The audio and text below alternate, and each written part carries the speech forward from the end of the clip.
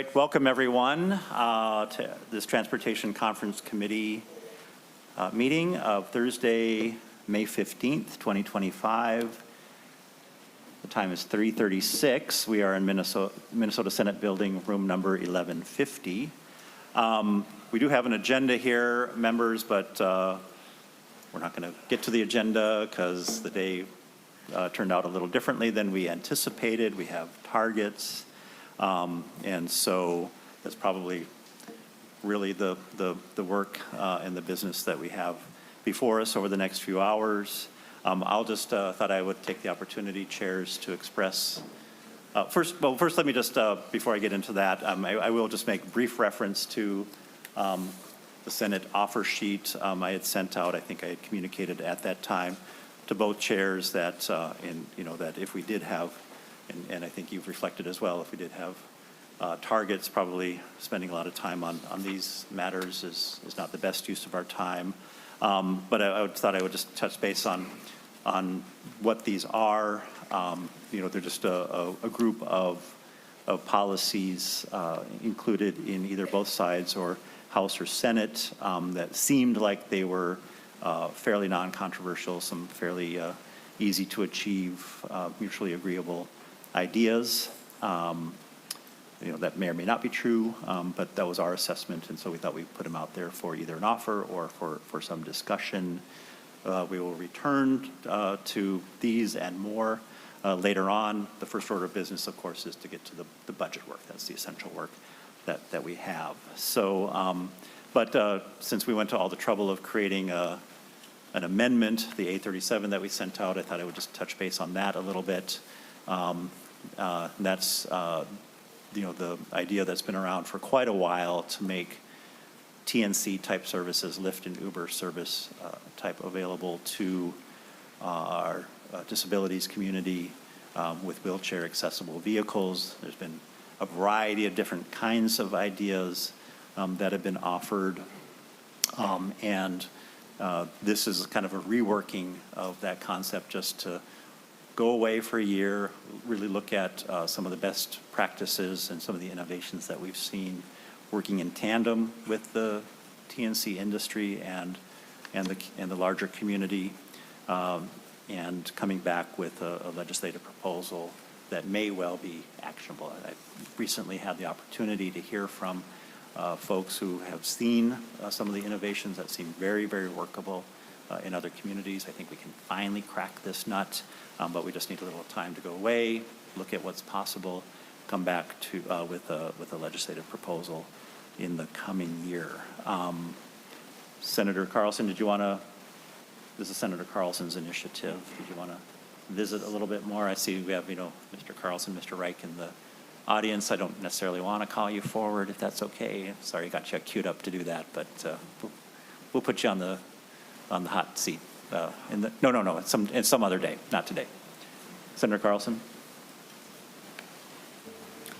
Yeah, thank you, Mr. Chair. This has been an interesting assignment to look at the wheelchair accessible vehicle supply and what we could do about it and how we could fund it. So we are looking at trying to figure this out in a global scale. So we've had some voluntary information that has been really good, and we have a small test site in Eagan, Burnsville, and Mendota Heights with electric vehicles that are suitable for a drive onto with a motorized vehicle in a wheelchair, and I think that those things can kind of kick off maybe a metro-wide solution for this issue. Thank you. And I know we've talked about this concept as maybe a substitute or replacement or a reform for metro mobility. I don't think this study really has that kind of aspiration. It's really to deliver TNC type services to people with mobility impairments in ways that they just don't have today, as an option for them, so they can enjoy the kind of occasional, like we use Lyft and Uber. We don't use it, a lot of us don't use it for every trip, but we use it in those moments when we need to for specific circumstances. And sometimes it's a crucial option to have. I can tell a story about folks who have been just left stranded with no option at all. Metmo, regular cab service, obviously, private vehicle, and regular transit just, hadn't been options to people in particular circumstances. And calling a Lyft or Uber wasn't an option either because there's no accessible vehicle. So we're going to try to crack that nut. It might take a little pressure off Metro Mobility and some of the other services that we have, so that would be a good outcome, but it's not like getting rid of Metro Mobility in favor of this kind of idea. So more to come later. We'll have more visit on that. Okay, now turning our attention to the budget before us. So the white smoke has been seen from over there, from across the street. And we have in front of us our targets, which are reductions of $115 million in the coming biennium, and then $133 million in the next biennium. Those are challenging targets. I'll note for the record that they're very similar to the targets that the Senate was given as we brought our proposal in. So they're achievable. They're achievable in ways, though, that aren't fun or comfortable. They're difficult, but they're something that we can do. I am given to understand that some of the general fund that had been appropriated in previous years has already been kind of eyeballed for another purpose, kind of outside of this bill. And so that certain amount of money wouldn't be available to us to achieve this particular cut target. So that's where we're at in terms of, I thought I would just share generally my principle, the principles that we had in the Senate bill that we brought into conference committee. And that, of course, is to make sure that we're just dealing with an even hand with, all of Minnesota and Minnesotans, and not focusing, a reduction in funding or supporter services to any one particular community or any one particular cohort of folks who need transportation, need mobility, need access, need opportunity. I think we've brought in, a fairly balanced approach, recognizing that that's not going to be entirely possible because, we're just talking about the general fund targets. This committee deals with other revenue, other funds that are outside of the general fund conversation. Some interaction, at least in the way that we approach the budget, but for the most part, we have the Highway User Tax Distribution Fund, State Airports Fund, the Driver and Vehicle Services Operating Account. All of those are doing quite well. And so, our budget is probably going to reflect that fact. So the folks who rely on those sources, to provide those services or access and benefit from those services won't quite see the kinds of impacts that we see from those kinds of things that are supported through the general fund.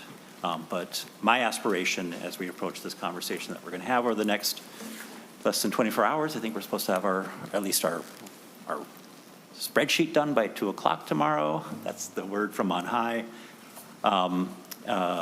Is that we just try to be really balanced and value everyone who needs to rely on us for decisions around, how they achieve the life goals that they aspire, that transportation has something to do with. So that's what I have to say for the time being.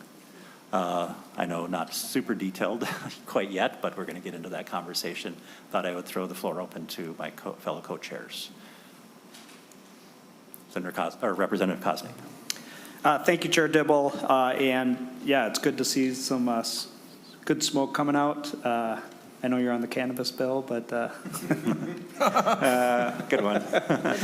Okay. I know you're on the cannabis bill. No, it's good to be at this place in this kind of unique situation of session that we're at, and have targets that I think are, not targets that you or I would pick, but something that we can deal with without doing a lot of damage to our systems. So I look forward to working with you, continue to hammer this out, and I appreciate your partnership so far and congeniality and the work that both you, Chair Cagle, and our side have done. And so I think we can get there, and looking forward to some more hard work. Great. Chair Cagle. Thank you, Mr. Chair. And I just want to kind of reiterate that we want to make sure that these cuts are balanced and that we're not, balancing our transportation budget off of the backs of transit riders. And so just making sure that we can come to a fair bill that shares the pain all around. So thank you. Thank you. Members. Senator Jasinski. Thank you, Mr. Chair. Members, again, I would echo, I think this is a thing that we can get to. These numbers are reasonable, not the target we would want, obviously, but I think we can get there with some, looking at some of the bills we've had discussions with already. So I think it's a doable thing, and I think it's something that we have to do. Obviously, we're facing a $6 billion structural deficit, so we have to cut part of that down, and we have to be responsible and look at things that we think can be cut, and without impacting Minnesotans who use our transportation system. So I think we can do it, and willing to work with you. And again, I want to thank you for all the work we've done this session on the Senate side, and working with the House now. I think we can get to that point. So thank you. Thanks. All right, members. All right, so at this point, I'm going to just recess the committee. Hope springs eternal. Maybe we'll figure something out. We'll have something to reveal publicly before midnight. But I don't think we're going to come back, but just to give us the opportunity to come back if we feel like that would be useful. I won't adjourn the committee at this time. I'll just recess.